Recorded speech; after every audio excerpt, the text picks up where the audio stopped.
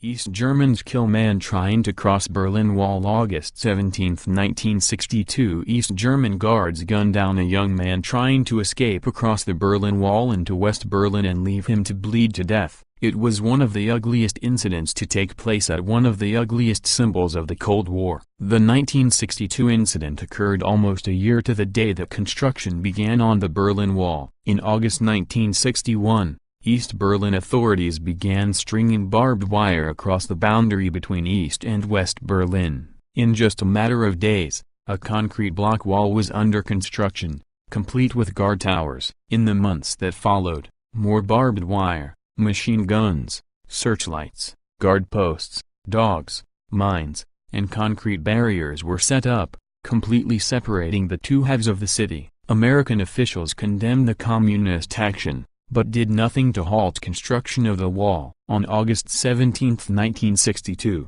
two young men from East Berlin attempted to scramble to freedom across the wall. One was successful in climbing the last barbed wire fence and, though suffering numerous cuts, made it safely to West Berlin. While horrified West German guards watched, the second young man was shot by machine guns on the East Berlin side. He fell but managed to stand up again, reach the wall, and began to climb over. More shots rang out. The young man was hit in the back, screamed, and fell backwards off of the wall. For nearly an hour, he lay bleeding to death and crying for help. West German guards threw bandages to the man, and an angry crowd of West Berlin citizens screamed at the East German security men who seemed content to let the young man die. He finally did die, and East German guards scurried to where he lay and removed his body.